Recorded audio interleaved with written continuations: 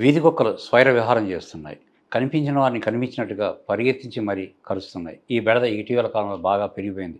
ఎంతవరకు పెరిగిపోయిందంటే సుప్రీంకోర్టు సైతం జోక్యం చేసుకొని కుక్కలను నివారించకపోతే చర్యలుంటాయని చెప్పి హెచ్చరిక స్థాయి వరకు వెళ్ళింది.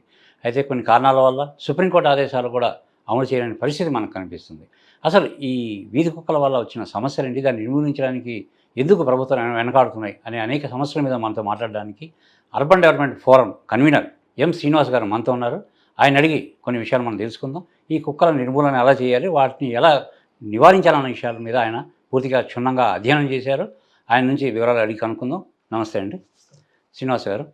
ఇప్పుడు మనం చూస్తున్నాం, ఎక్కడ చూసినా సరే వీధి కుక్కలు స్వైర విహారం చేస్తున్నాయి. చిన్నపిల్లల్ని సైతం కలుస్తున్నాయి, పెద్దవాళ్ళు సైతం. ఇటీవల కాలంలో మనం వరంగల్లో చూసుకుంటే ఒక కుక్క వెంటబడితే ఒక బైక్ మీద వెళ్ళి అతను కాలువలు పడుకుని చనిపోవడం జరిగింది. నిన్న నార్సింగ్లో కూడా చిన్న బాబుని కండ వచ్చినట్టుగా కలిసింది. ఇప్పుడు కూడా చావు బతుకుల్లో హాస్పిటల్లో ఉన్నాడు. ఇలాంటి సమస్యలు నివారించడానికి ఎలాంటి చర్యలు తీసుకోవాలి? సుప్రీంకోర్టు ఏమని ఆదేశించింది? సుప్రీంకోర్టు ఢిల్లీలో సమస్య చాలా తీవ్రంగా ఉన్న సమయంలో ఢిల్లీలో వీధి కుక్కలు కనబడడానికి వీల్లేదు. 8 వారాల్లో ఢిల్లీలో ఉన్న వీధి కుక్కలన్నిటినీ ఢిల్లీ అవతల షెల్టర్లలోకి తరలించండి. ఒక్క వీధి కుక్క కనపడడానికి వీల్లేదు. ఎవరైనా వీధి కుక్కల్ని పట్టుకు వెళ్తుంటే అడ్డుపడితే వాళ్ళని కూడా లోపలేయండి. ఎటువంటి పరిస్థితుల్లో మనుషుల ప్రాణాల కన్నా జంతువులకే ప్రాధాన్యత ఇచ్చే పరిస్థితి ఉండదు. మనుషుల హక్కులు మనం కాపాడాలి, మనుషుల్ని కాపాడాలి, ప్రత్యేకంగా చిన్నపిల్లల్ని కాపాడాలి. కిడ్స్ ఈరోజు మొత్తం చిన్నపిల్లలు ఎక్కువ బలవుతున్నారు వీధి కుక్కల కాటు వల్ల. కాబట్టి ఎటువంటి పరిస్థితుల్లో ఢిల్లీలో దీన్ని అనుమతించేది లేదని చెప్పారు. దాని తర్వాత ఇది ఢిల్లీ సిటీకే పరిమితం కాదు, ఇది దేశవ్యాప్తంగా దేశంలో అంతటా దీన్ని అమలు చేయాల్సిందని చెప్పారు. సో ఈ రకంగా సుప్రీంకోర్టులో దాని మీద కొన్ని నిరసనలు వచ్చాయి, తర్వాత కొన్ని అభిప్రాయాలు వచ్చాయి. దాని తర్వాత చిన్న చిన్న మార్పులు చేసి మళ్ళీ కొత్త సవరించినటువంటి జడ్జిమెంట్ ఇచ్చారు. తర్వాత అన్ని రాష్ట్రాల అభిప్రాయాలు అడిగారు. రాష్ట్రాల నుంచి వచ్చిన అభిప్రాయాలు అన్నిటి తీసుకున్న తర్వాత చాలా సుదీర్ఘమైన డిబేట్ జరిగింది. లేటెస్ట్ కొన్ని గైడ్లైన్స్ ఇచ్చారు. ఇప్పుడు ఫైనల్ ఇది అయింది, రిజర్వ్ చేశారు. 1 or 2 డేస్లో దానికి సంబంధించిన ఫైనల్ జడ్జిమెంట్ కూడా రాబోతుంది. దాంట్లో ప్రధానంగా చెప్పింది ఏంటంటే, వీధి కుక్కల్ని నివారించడానికి, నియంత్రించడానికి అన్ని రాష్ట్ర ప్రభుత్వాలు కఠినమైన చర్యలు తీసుకోవాలి. ఈ రోజు ఉన్నటువంటి rules ABC animal birth control rules ఏవైతే ఉన్నాయో ఆ రూల్స్ని పక్కాగా అమలు చేయాలి. క్రూయల్టీ ఆన్ యానిమల్స్ ఎటువంటి పరిస్థితులు దాన్ని క్రూయల్టీ లేకుండా చూడాలి. ఆ 2 చట్టాల ప్రకారం మీరు వ్యవహరించండి. కానీ జంతువులు వీధి కుక్కల సంఖ్య తగ్గాలి, వీధి కుక్కల నివారణ నియంత్రణ జరగాలి. అది జరిగేటటువంటి పద్ధతిలో చట్ట ప్రకారం చేయండి అని చెప్పింది. రోడ్ల మీద అనేక మంది ఎక్కడ పడితే అక్కడ ఆహారాన్ని పెడుతున్నారు. మీరు ఎక్కడ పడితే అక్కడ ఆహారం పెడితే ఎట్లా? మీరు బాధ్యత తీసుకుంటారా? అవి అన్నీ అక్కడ గ్యాదర్ అవుతున్నాయి, వచ్చి దారిలో పోయే మీద దాడి చేస్తున్నాయి. ఎక్కువ అసలు వీధి కుక్కల వల్ల దెబ్బతింటుంది ఎవరు? మురికివాడలు ఉండేవాళ్ళు, పేదల బస్తీలు ఉండేవాళ్ళు, నడిచి వెళ్ళేవాళ్ళు, బైక్ మీద వెళ్ళేవాళ్ళు, వీళ్ళు ఎక్కువ ప్రమాదాలకు గురవుతున్నారు. విఐపీస్ కాదు, సంపన్నులు కాదు. వాళ్ళు కార్లలో వెళ్తారు, లేదా గేటెడ్ కమ్యూనిటీలు ఉంటారు. ఆ ప్రాంతాల్లో సమస్య లేదు. ప్రధానంగా పేదవాళ్లే, పేద కుటుంబాలే, పేద పిల్లలే, అట్లాగే ముసలి కావచ్చు, మహిళలు కావచ్చు, వీళ్ళు ఇబ్బంది పడుతున్న పరిస్థితి ఉంది. ఇంత సమస్య తీవ్రంగా ఉంటే ఈరోజు మనం దాన్ని ఫేస్ చేసి పరిష్కారం చేయకపోతే ఎలా కుదురుతుంది? కాబట్టి సుప్రీంకోర్టు స్పష్టమైన ఆదేశాలు ఇచ్చింది. ఈ చట్టాల ప్రకారం వ్యవహరించండి, వీధుల్లో ఆహారం పెట్టకుండా చూడండి. 2 నేషనల్ హైవేస్ మీద కూడా రోడ్లకు ఎనిమల్స్ వస్తున్నాయి, పశువులు వస్తున్నాయి. వాటి వల్ల ప్రమాదాలు జరుగుతున్నాయి. ఈవెన్ వీధి కుక్కల వల్ల కూడా కరవడం వల్ల కాదు, అవి వెంటబడడం వల్ల యాక్సిడెంట్లు. మీరు చెప్పినట్టు బైక్ మీద వరంగల్ జిల్లాలో జరిగింది. ఇటీవల ఖమ్మం జిల్లాలో కూడా బైక్ మీద ఒక ఎలక్ట్రిసిటీ ఎంప్లాయ్, 27-28 సంవత్సరాలు ఉన్న కుర్రోడు, ఎలక్ట్రిసిటీ ఎంప్లాయ్, అతని మీద వీధి కుక్క వెంటబడితే పడిపోయి చనిపోయాడు. ఇక చిన్నపిల్లల ఘటనలు మనం చెప్పడానికే వీల్లేదు. చాలా విపరీతంగా ముఖ్యమంత్రి రేవంత్ రెడ్డి గారు కూడా స్పందించారు. ఒక అనాథ బాలుడిని దాదాపు విపరీతంగా మొత్తం చనిపోతాడు అన్న పరిస్థితికి వచ్చింది. మూగవాడు ఆ మూగ అనాథ బాలుడి మీద ఇక జరిగింది. ఇట్లాంటి ఎన్ని ఘటనలు మన వారంలో 4-5 ఘటనలు మనం పత్రికల్లో చూస్తుంటాం. ఇవి రాని ఘటనలు అనేకం ఉన్నాయి. ఇవన్నీ ఈ రకంగా పెరుగుతున్నాయి కాబట్టి సమస్య తీవ్రత చాలా ఎక్కువగా ఉంది. దీన్ని నివారించాలి. దీనికి ప్రధానమైన అంశం ఏంటంటే, less the dogs, less the dog bites. కుక్కల సంఖ్య తగ్గితే కుక్క కాట్ల సంఖ్య కూడా తగ్గుద్ది. అదే పరిష్కార మార్గం. దానికోసం కావాల్సిన ప్రయత్నం చేయాలి. సుప్రీంకోర్టు కూడా అదే ఆదేశం ఇచ్చింది. సరే, మీరు చెప్పిన ప్రకారం సుప్రీంకోర్టు ఆదేశాల ప్రకారం మంచి నిర్ణయం. కుక్కల్ని నిర్మూలించాలి, నివారించాలి. కాకపోతే దీన్ని నివారించడానికి ఒక ప్రత్యేకమైనటువంటి విభాగాలు గానీ, అధికారులు గానీ, వెటర్నరీ డాక్టర్లు గానీ శస్త్రచికిత్స చేయమంటున్నారు. గతంలో మత్తుమందు ఇచ్చి చంపడం జరిగేది గతంలో. మా చిన్నప్పుడు చాలా చూసాం మనం. మున్సిపాలిటీలో కుక్కలు తీసుకెళ్ళి కర్రతో కొట్టి చంపేవాళ్ళు. ఇంజెక్షన్ ఇచ్చి విషం ఇచ్చి చంపేవాళ్ళు. ఇప్పుడు అలా కాకుండా వాటిని కుటుంబ నియంత్రణ చేయాలి, పిల్లలు పుట్టకుండా చేయాలి. తర్వాత ఒక వ్యాక్సిన్ ఒకటి వచ్చింది. ఆ వ్యాక్సిన్ నపుంసకత్వాన్ని అంటే పిల్లలు పుట్టకుండా ఆటోమేటిక్‌గా మగ కుక్కల్ని అది నిరోధిస్తుంది. ఇలాంటివి తీసుకురావాలి. దీనికి సరిపడా నిధులు ఉన్నాయా? ప్రభుత్వం ఒకవేళ సుప్రీంకోర్టు ఆదేశాన్ని సక్రమంగా అమలుపరచడానికి పూర్తి నిధులు అవసరం అవుతాయా? అంటే ఇప్పుడు మనకు మన మున్సిపాలిటీలలో వెటర్నరీ విభాగాలు ఉన్నాయి. ఈ వెటర్నరీ ఇప్పుడు మన హైదరాబాద్, గ్రేటర్ హైదరాబాద్ తీసుకుంటే ఇక్కడ వెటర్నరీ వింగ్ ఉంది. అనేక మంది వెటర్నరీ డాక్టర్లు ఉన్నారు, సిబ్బంది ఉంది, కొన్ని షెల్టర్లు ఉన్నాయి, తర్వాత ఆపరేషన్ చేసే ఏబీసీ సెంటర్స్ ఉన్నాయి. ఈ రకమైన కొంత యంత్రాంగం ఉంది. మున్సిపాలిటీలో కూడా కొంత మేరకు ఉంది. కానీ కిందికి వెళ్తుంటే గ్రామ పంచాయతీ స్థాయిలో ఎక్కడ మనకు అవి అంత పెద్ద కనపడదు. మున్సిపాలిటీలో కూడా అది కనపడదు. నిధులు అంటారా, మున్సిపల్ ఫండ్స్‌లోంచి మేము వాడుకుంటాం. మా దగ్గర అట్లాంటి ఫండ్స్ ఉన్నాయి. బట్ యంత్రాంగమే పైనుంచి కింది దాకా తగినంత లేదు. ప్రత్యేకంగా రూరల్ ఏరియాలో అసలు వీధి కుక్కలకు జబ్బు పడి, గజ్జిలేసి తిరుగుతున్న వీధి కుక్కలు మన ఊళ్ళల్లో విపరీతంగా కనపడతాయి. వాటిని చూస్తేనే అవి మనకు ప్రమాదకరం అన్నట్టు కూడా కనపడుతుంటాయి. ఇప్పుడు మొన్న పంచాయతీ ఎన్నికల్లో ఎక్కువ మంది డిమాండ్ చేసింది, కొత్తగా సర్పంచ్ గెలిస్తే వీధి కుక్కలు మీరు నివారిస్తారా? సర్పంచులు వాగ్దానం చేసి ఇప్పుడు వాటిని మొత్తం వందల సంఖ్యలో చంపినట్టు పరిస్థితి మనం చూస్తున్నాం. అది కారణం ఏంటంటే పరిస్థితి ఆ స్థాయికి తీవ్రత పెరిగింది. కాబట్టి మరి యంత్రాంగం పైనుంచి కింది దాకా ఏర్పాటు జరగాలి, నిధులు ఏర్పాటు జరగాలి, శస్త్రచికిత్స చేయడానికి అవసరమైన డాక్టర్లు ఉండాలి, ఆ శస్త్రచికిత్స చేయడానికి కావాల్సినటువంటి మెషినరీ అంతా కూడా ఏర్పాటు ఉండాలి. ఎందుకంటే అక్కడ ఆపరేషన్ చేసే దగ్గర కూలింగ్ ఉండాలి, దానికి కావాల్సినన్ని ఏర్పాటు చేయాలి. ఇప్పుడు హైదరాబాద్లో ఉన్నాయి అవి, కానీ అవి అంతటి జరగాలి. నిధులకు కూడా ఇబ్బంది లేదు, నిధులు ఉన్నాయి, నిధుల దుర్వినియోగం కూడా ఉంది. కాబట్టి నిధులు సఫిషియెంట్గా ఉన్నాయి.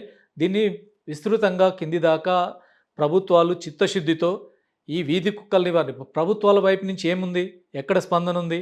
సుప్రీంకోర్టు ఇంత స్ట్రాంగ్గా చెప్పింది, అన్ని రాష్ట్ర ప్రభుత్వాలు దీన్ని స్పందించాలి. Central government, animal welfare board కఠినంగా దీని మీద స్పందించాలి చెప్పింది, డెడ్ లైన్ పెట్టింది. బట్ డెడ్ లైన్కి కూడా స్పందించని వాళ్ళు, కనీసం సుప్రీంకోర్టులో కౌంటర్ దాఖలు చేయని రాష్ట్రాలు కూడా ఉన్నాయి ఈ రోజుకి.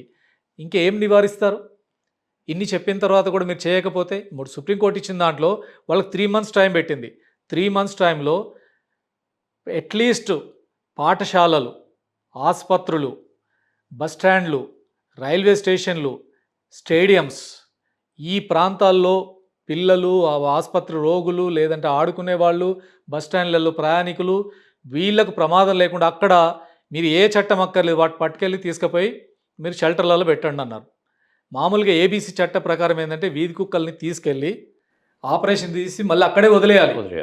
కానీ సుప్రీంకోర్టు ఏం చెప్పిందంటే ఈ సెంటర్లు, స్కూళ్ళు, హాస్పిటళ్ళు, ట్రాన్స్పోర్ట్ హబ్స్లో మీరు మళ్ళీ అక్కడ వదిలేయద్దు, తీసుకెళ్ళండి, అక్కడ రాకుండా చేయండి. రెండోది, ఆ ప్రాంతాల్లో మీరు చుట్టూ ఫెన్సింగ్ వేయాలి, మళ్ళీ రాకుండా కావాల్సిన అన్ని జాగ్రత్తలు, రైల్వే స్టేషన్లు రావద్దు, బస్ స్టాండ్లకు రాకూడదు, స్కూళ్ళలోకి రావద్దు, ఆ రకమైన అన్ని ఏర్పాట్లు ఫెన్సింగ్ వేయమన్నారు. రెండోది, ఫెన్సింగ్ వేసిన తర్వాత దీని బాధ్యుడు ఎవరు? ఒక నోడల్ ఆఫీసర్ని పెట్టమన్నారు.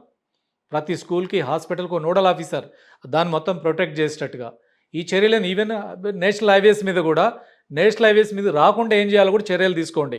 హైవేస్ పక్కన షెల్టర్లు కట్టండి. ఎంత స్పష్టమైన ఆదేశాలు ఇచ్చినాయి. ఇచ్చిన తర్వాత ఎంత మేరకు అమలు అవుతుంది? జిహెచ్ఎంసీలో కొంత ప్రయత్నం జరిగింది, కానీ మిగతా మున్సిపాలిటీల్లో రాష్ట్ర వ్యాప్తంగా, దేశవ్యాప్తంగా ఇది ఏ మేరకు అమలు జరుగుతుందంటే ఏదో ప్రశ్నార్థకం. సుప్రీంకోర్టు అసహనం వ్యక్తం చేసింది. మేము చెప్పిన దానికి ప్రభుత్వాలు స్పందించట్లేదు. చీఫ్ సెక్రటరీలు అందరినీ రమ్మంది సుప్రీంకోర్టు, మీరు రండి పర్సనల్గా. ఎంత సుప్రీంకోర్టు కాదు, మీకోసం సపరేట్గా ఒక వేరే ప్లేస్లో ఒక మన కోర్టు నడుపుదామని చెప్పింది. అంత సీరియస్గా సుప్రీంకోర్టు స్పందించినా తగినంత పద్ధతిలో ప్రభుత్వాల నుంచి కదలిక లేదు. ప్రజల నుంచి డిమాండ్ వస్తున్నా లేనటువంటి పరిస్థితి మనం చూస్తున్నాం. ఇక్కడ చిన్న ఇబ్బందులు ఉన్నాయి. ఏంటంటే సుప్రీంకోర్టు ఓకే చేసింది, ప్రభుత్వాలు రెడీగా ఉన్నాయి, ప్రజలు కూడా డిమాండ్ చేస్తున్నారు కుక్కను నిర్మించామని. కానీ కొంతమంది జంతు ప్రేమిక సంఘాలు ఏవైతే ఉన్నాయో, నాయకులు ఎవరైతే ఉన్నాయో, న్యాయవాదులు ఎవరైతే ఉన్నాయో, వాళ్ళంతా కూడా దీన్ని అమలు పరచకూడదని చెప్పేసి పదే అడ్డు రావడం చేస్తున్నారు. అసలు జంతు ప్రేమికుల సంఘాలకు సంబంధించిన బాధ్యతలు ఏంటి? ఈ కుక్కలు జనాన్ని కలుస్తుంటే వాళ్ళు చూస్తూ ఊరుకుంటారా? జనం చనిపోతే స్పందించని వీళ్ళు కుక్కలు కానీ పందులు కానీ చనిపోతే మాత్రం ఎందుకు అంతగా స్పందిస్తున్నారు? అసలు వీళ్ళ మీద ఎందుకు చర్యలు తీసుకోవట్లేదు? ఇప్పుడు సుప్రీంకోర్టు ఆ మాట కూడా చెప్పింది. జంతు ప్రేమికుల సంఘాలకి మీకు మనుషుల ప్రాణాల పట్ల బాధ్యత లేదా? మీరు వీధుల్లో ఎక్కడ పడితే అక్కడ ఫుడ్‌ని వాటికి సరఫరా చేస్తున్నారు. అవి అక్కడ గ్యాదర్ అయ్యి జనాల మీద దాడి చేస్తున్నాయి. జనం మీద దాడి చేస్తే బాధ్యత ఎవరిది? దానికి ఆహారం పెట్టిన మీకు బాధ్యత లేదా? మీరు జనాల మీద దాడి చేస్తున్నప్పుడు మీరెందుకు స్పందించరు? మనుషుల హక్కులు, వాళ్ళకి జీవించే హక్కు లేదా? చిన్న పిల్లలకు జీవించే హక్కు లేదా? వాళ్ళ హక్కులు మనం కాపాడొద్దా? కాపాడకుండా మీరు జంతువుల్ని ప్రేమించే పేరుతోటి వీధిలోకి వదిలేస్తున్నారు. మీకు అంత ప్రేమ ఉంటే ఆ జంతువులు తీసుకెళ్ళి మీ ఇంట్లో పెంచుకోండి. చాలా ఇళ్ళల్లో పెంపుడు కుక్కలు ఉంటాయి. ఇప్పుడు వీధులు ఉన్నట్టు కూడా మీరు తీసుకెళ్ళి దత్తత చేసుకోండి, మీ దగ్గర పెట్టుకోండి. మీరే వాటికి కావాల్సిన షెల్టర్లు కట్టుకొని చేసుకోండి. మీరు దత్తత తీసుకోరు. కానీ మీరు వచ్చి రోడ్ల మీద ఉన్న వీధి కుక్కల్ని అవి కరుస్తున్నా, వాటి వల్ల రేబీస్ వచ్చి జనాలు చచ్చిపోతున్నా మీరు వాటిని ఏమనొద్దు అని మాట్లాడుతున్నారు. ఈ హ్యూమన్ రైట్స్ లేవా? మనుషుల హక్కులు లేవా? అట్లీస్ట్ చిన్న పిల్లలకు హక్కులు లేవా? వాళ్ళు బతికేదానికి లేదా అని సుప్రీంకోర్టు అడిగింది. ఇప్పుడు ఇక్కడ చిన్న అనుమానాలు, ఆరోపణలు ఉన్నాయి. ఈ జంతు ప్రేమికులు ఎవరైతే ఉన్నారో నిజంగా జంతువుల మీద ప్రేమ కాదు, మనుషుల మీద విరోధం కాదు. కానీ కొన్ని రకాలైన నిధులు వీళ్ళకి అంతర్జాతీయ స్థాయిలో కావచ్చు, రాష్ట్ర స్థాయిలో కావచ్చు కొన్ని నిధులు వస్తున్నాయి కాబట్టి ఆ నిధుల కోసం అని కొద్దిగా జంతు ప్రేమిక సంఘాలు ఏవైతే ఉన్నాయో అవి వేదిక మీదకి వస్తున్నాయి, ఉద్యమాలు చేస్తున్నాయని చెప్పేసి ఆరోపణ ఉంది. అది ఎంతవరకు నిజం? ఇప్పుడు ఈ జంతు ప్రేమికుల సంఘాలు ఎక్కువ సంఘాలు వాళ్ళు ఈరోజు ఇప్పుడు ఈ చట్టం అమలు చేయాలి. యాక్చువల్గా జంతు సంతాన నిర్మూలన లేదంటే నియంత్రణ ఏబీసీ రూల్స్ని అమలు చేయాలి. అంటే ఇప్పుడు వీధి కుక్కలను ఏం చేస్తారు? ముందు పట్టుకోవాలి, క్యాచ్, తర్వాత వాటిని షెల్టర్లోకి తరలించాలి. అక్కడ వాటికి స్టెరిలైజ్ చేయాలి. దాని తర్వాత వ్యాక్సిన్ చేయాలి, రేబీస్ వ్యాక్సిన్ వేయాలి. తర్వాత మళ్ళీ అదే ప్లేస్లో వదిలేయాలి. Catch, sterilize, vaccinate and release, ఈ పద్ధతి దాన్ని పాటించాలి. ఇది చేసేది ఎవరు? మున్సిపాలిటీల్లో మొత్తం కూడా కాంట్రాక్ట్లు తీసుకుంటుంది జంతు ప్రేమికుల సంఘాలు. వీళ్ళకి సంబంధించిన ఆర్గనైజేషన్స్ ఎనిమల్ వెల్ఫేర్ తోటి సంఘం పెట్టుకుంటారు. మున్సిపాలిటీలు మేమే ఈ అన్ని సర్వీస్ చేస్తామని చెప్పి తీసుకుంటారు కాంట్రాక్టు. ఒక్కొక్క వీధి కుక్కని స్టెరిలైజ్ చేసి వ్యాక్సినేట్ చేయడానికి 1650 రూపాయలు వాళ్ళు తీసుకుంటున్నారు ఒక్కొక్క వీధి కుక్క మీద. హైదరాబాద్ సిటీలో లక్షల వీధి కుక్కల్ని మేము స్టెరిలైజ్ చేశాం, వ్యాక్సినేట్ చేశామని చెప్పి ఆ 1650 రూపాయలు వాళ్ళు వసూలు తీసుకుంటున్నారు. కానీ మరి ఇన్నిటికి స్టెరిలైజ్ చేసిన తర్వాత వీధి కుక్కల సంఖ్య తగ్గాలి కదా. కానీ అవే సంఖ్య పెరుగుతుంది. హైదరాబాద్లో దాదాపు 5 లక్షల వీధి కుక్కలు ఉన్నాయి. మొత్తం రాష్ట్రం మొత్తం మీద చూస్తే 25 నుంచి 30 లక్షల వీధి కుక్కలు ఉన్నాయి. మీరు స్టెరిలైజ్ చేస్తున్నప్పుడు ఎందుకని వీధి కుక్కల సంఖ్య తగ్గకపోగా పెరుగుతున్నాయి? అంటే ఇక్కడ వీధి కుక్కల నియంత్రణ జరగట్లేదు, వాటిని నిరోధించే చర్యలు జరగట్లేదు. అసలు వీధి కుక్కలు పెరగాలనేదే వీళ్ళ కోరిక. దీనికి నిధులు ఇక్కడ అన్ని మున్సిపాలిటీల నుంచి నిధులు తీసుకుంటున్నారు. ఇప్పుడు మన అక్కినేని అమలా గారు సంస్థ నడుపుతున్నారు. మేము ఇక్కడ ఏదైనా సుప్రీంకోర్టు, హైకోర్టు చెప్తే వెంటనే జంతు ప్రేమికుల సంఘాలుగా రోడ్ల మీదకి వస్తున్నారు. ఆమె దీంతో అనేక సంఘాలు కూడా ముందుకు వస్తున్నాయి. ఆమె సెంటర్గా ఉంటుంది. మరి మీరు జంతువులకి ఏం సేవ చేస్తున్నారు? అక్కినేని అమల గారు ఏ సేవ అందించారు? సేవ చేస్తున్నాం అనే పేరుతోటి ఉచితంగా ల్యాండ్ పొందారు, ఉచితంగా వీధి కుక్కల సర్వీస్ చేస్తున్నట్టు. కానీ ఈ ఒక్క కుక్కకైనా మీరు స్టెరిలైజేషన్ ఫ్రీగా చేశారా? ఏమీ లేదు. జిహెచ్ఎంసీ నుంచి నిధులను తీసుకుంటున్నారు, మున్సిపాలిటీ నుంచి 1650 ప్రతి వీధి కుక్క మీద వసూలు చేస్తున్నారు. అంతేకాదు ఈ సంఘాలన్నీ కూడా సిఎస్ఆర్ ఫండ్ కింద డబ్బులు తెచ్చుకుంటున్నారు, అనేక విదేశీ సంస్థల నుంచి నిధులు తెచ్చుకుంటున్నారు, అవన్నీ వాడుకుంటున్నారు. ఈ నిధుల కోసం ఈరోజు వీధి కుక్కల ఈ కార్యక్రమం కొనసాగేటట్టుగా చూస్తున్నారు, దీన్ని ఇంకా పెంచేటట్టుగా చూస్తున్నారు. అవి జనాల మీద ఏమైనా జరిగినా వాళ్ళు ఏం మాట్లాడరు. ఎందుకంటే వాళ్ళు సేఫ్గా ఉంటున్నారు, వాళ్ళు సంపన్న ప్రాంతాల్లో ఉంటున్నారు. వాళ్ళకు అసలు మామూలు పేదవాడి యొక్క కష్టం వాళ్ళకి తెలియదు. వాళ్ళంతా ఆ రకమైన ఒక విల్లాస్లో లేదంటే గేటెడ్ కమ్యూనిటీలో ఉండేది వాళ్ళు. ఈవెన్ కోర్టుల్లో కూడా డబ్బులు ఉన్నాయి కాబట్టి విస్తృతంగా అడ్వకేట్లను పెడుతున్నారు. మున్సిపాల్ నుంచి ఒక అడ్వకేట్ హైకోర్టులో మాట్లాడితే జంతు ప్రేమికుల సంఘాల తరఫున 20-25 మంది అడ్వకేట్లు వస్తున్నారు. అక్కడ మాట్లాడే పరిస్థితి లేదు. జడ్జి గారి మీద ఒత్తిడి, తీవ్రమైన దాడి. జడ్జి గారు ఇప్పుడు ఎక్కడ దాకా పోయిందంటే సుప్రీంకోర్టు చెప్పింది వీధి కుక్కల్ని మీరు ఆపరేషన్ స్టెరిలైజ్ చేయాలి, వ్యాక్సినేట్ చేయాలి, షెల్టర్లోకి తరలించాలి. వీళ్ళు ఏమంటారంటే షెల్టర్లలోకి తరలించేటప్పుడు వీధి కుక్కల మీద హింస జరుగుతుంది. ఏమి హింస అంటే వాళ్ళు వీధి కుక్కలు వెంటబడుతున్నారు, నెట్ వేస్తున్నారు, నెట్ పట్టుకుంటున్నారు. దీంట్లో హింస జరుగుతుంది. మీరు నెట్ వేసి పట్టుకోకూడదు అంటే జడ్జి గారు అడిగారు, మరి నెట్ వేసి పట్టుకోకపోతే ఎట్లాగని. అట్లా పట్టుకోవద్దు, వాటికి ఆహారం పెడతామంటే అవి దగ్గరకు వస్తే అప్పుడు పట్టుకోండి. అంతేగా నెట్ వేయొద్దు, వెంటబడొద్దు, వాటిని వేధించొద్దు, వాటిని హింసించొద్దు. ఇదే హింస అంటారు. ఈ పేరుతోటి వందల మంది అడ్వకేట్లు సుప్రీంకోర్టు, హైకోర్టుకు వెళ్ళి ఇప్పుడు మరి సామాన్య జనం చనిపోతే, పిల్లలు చనిపోతే బాధ్యత లేని పద్ధతిలో వ్యవహరిస్తున్నారు. అందుకని వీళ్ళు జంతు ప్రేమికుల సంఘాలు ఈరోజు ఈ డిపార్ట్మెంట్లని, వెటర్నరీ విభాగాన్ని, యానిమల్ వెల్ఫేర్ బోర్డ్ని వాళ్ళ దగ్గర రిజిస్టర్ అయ్యి అక్కడి నుంచి నిధులు తెచ్చుకుంటున్నారు, విదేశాల నుంచి నిధులు తెచ్చుకుంటున్నారు, సిఎస్ఆర్ ఫండ్స్ తెచ్చుకుంటున్నారు. అసలు వీధి కుక్కల నియంత్రణ పేరుతో వీళ్ళు ఆపరేషన్ చేసే, స్టెరిలైజ్ చేసే లెక్కలని దొంగ లెక్కలు, కాకి లెక్కలు. మేము ఆధారాలతో సహా ప్రూవ్ చేశాం. చార్మినార్ జోన్లో ఎన్ని వీధి కుక్కలు స్టెరిలైజ్ చేశారు, షేర్లింగంపల్లిలో ఎన్ని చేశారు. చార్మినార్ జోన్లో స్టెరిలైజ్ చేసిన వీధి కుక్కల కంటే 3 వంతులు తక్కువ, 3వ వంతు షేర్లింగంపల్లి చేశారు. కానీ నిధులు మాత్రం 3 రెట్లు అధికంగా తీసుకున్నారు. ఎలా జరిగింది ఇది? ఎంత డబ్బులు ఎట్లా వెళ్ళాయి? ఇవన్నీ అధికారికంగా సమాచార హక్కు చట్టం కింద తీసుకున్న వివరాలే.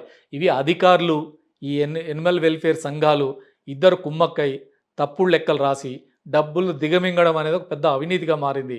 అందుకని వీధి కుక్కల సమస్య రాగానే రోడ్ల మీదకి వస్తారు, ప్రేమ వలకబోస్తున్నారు. దీని వెనకాలంతా వ్యాపారం జరుగుతుంది. అందుకని వీధి కుక్కలు తగ్గడానికి, నియంత్రించడం వాళ్ళకి అంగీకారం లేదు. సమాజంలో ప్రతి నేరానికి నిరోధించడానికి, ప్రతి అక్రమ చర్యను నిరోధించడానికి ఒక విభాగాలు ఉన్నాయి, బాధ్యులు చేస్తున్నారు.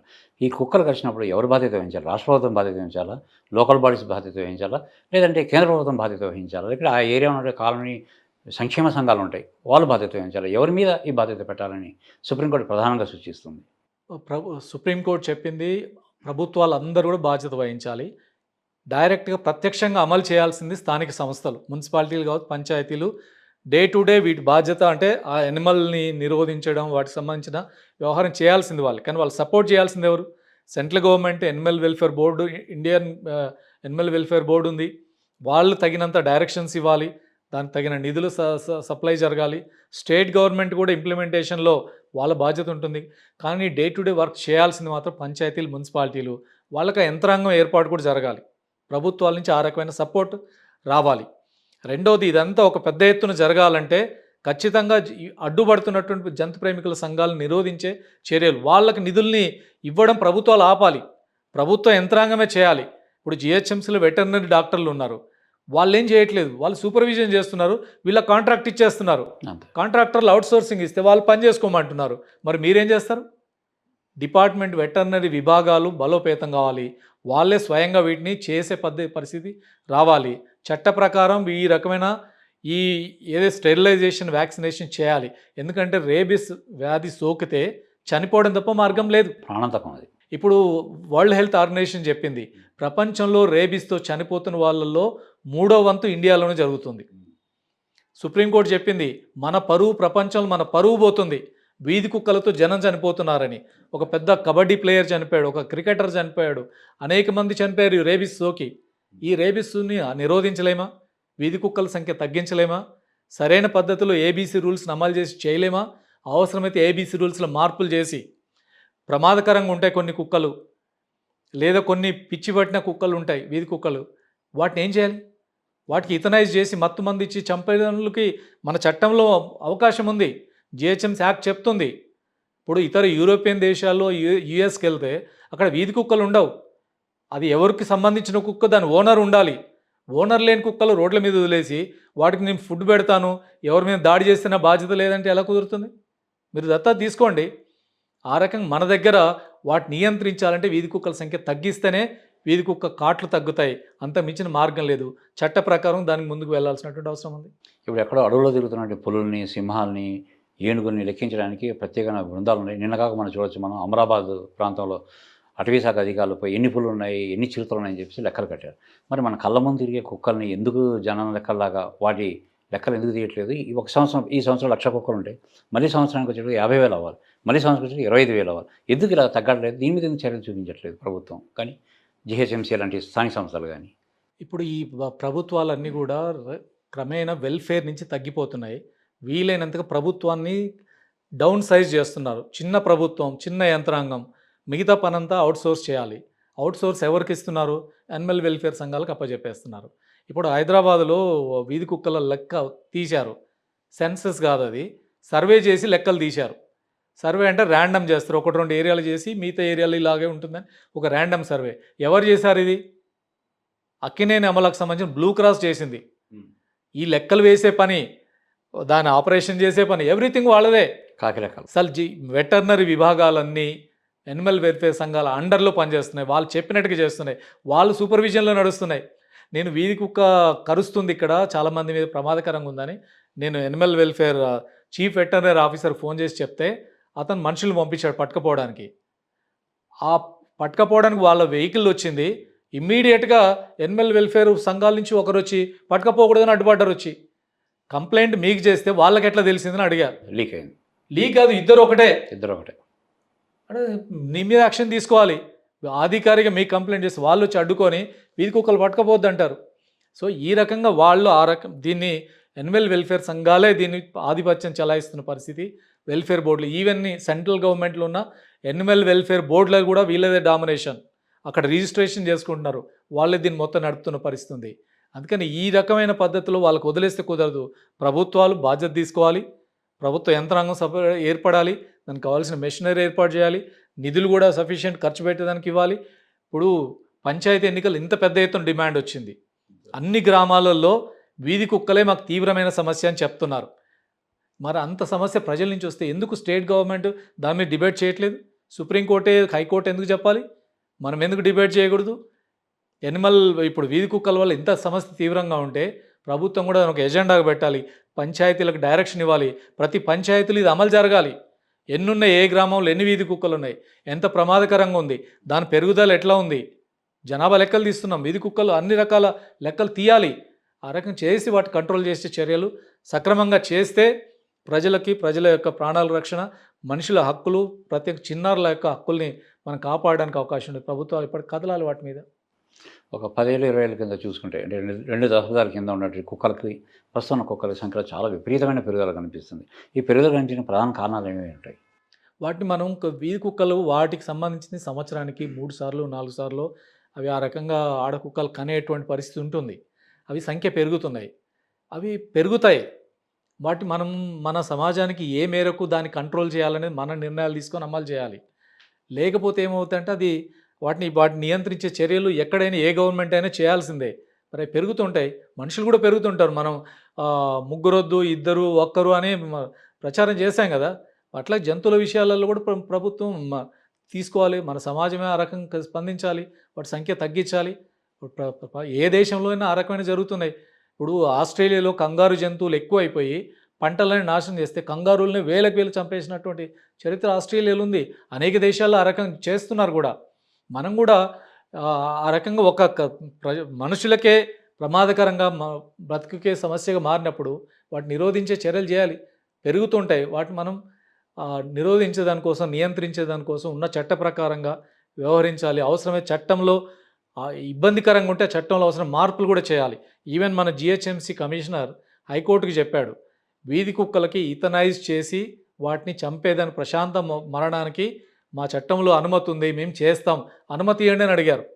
సో ఇప్పుడు సుప్రీంకోర్టులో కేసు అంతా వెళ్ళింది కాబట్టి సుప్రీంకోర్టు డీల్ చేస్తుంది. సుప్రీంకోర్టు ఇంకా స్పష్టమైన ఆదేశాలు త్వరగా ఇచ్చే అవకాశం కూడా ఉంది. సుప్రీంకోర్టు మాత్రం చాలా గట్టిగా దీని మీద ప్రభుత్వాల్ని ఇంత వార్నింగ్ ఇచ్చింది, స్పష్టమైన ఆదేశాలు ఇచ్చింది. దాన్ని అమలు చేయాలని చెప్పేసి మనం కోరుకుందాం. ఇక్కడ ప్రస్తుతం జంతువులకు సంబంధించి అనేక చట్టాలు ఉన్నాయి. మీరు చెప్పినట్టు ఏబీసీ చట్టం కావచ్చు, యానిమల్ బర్త్ కంట్రోల్ కావచ్చు, లేదా జంతు హింస నిర్మూలన చట్టాలు, ఇవన్నీ ఉన్నాయి. ఈ ప్రస్తుతం చట్టాలను ఉపయోగించుంటే మనం కుక్కర్ని అదుపు చేయగలమా, లేదా దీంట్లో ఏమైనా మార్పులు కావాలని మీరు ఏమైనా కోరుకుంటున్నారా? దీంట్లో ఇప్పుడున్న చట్టాల్లో కూడా దీన్ని తగ్గించవచ్చు. ఈ చట్టాలని సక్రమంగా అమలు చేస్తే, ఏబీసీ చట్టాన్ని సక్రమంగా అమలు చేస్తే ఆ రకంగా వాటి చేయొచ్చు.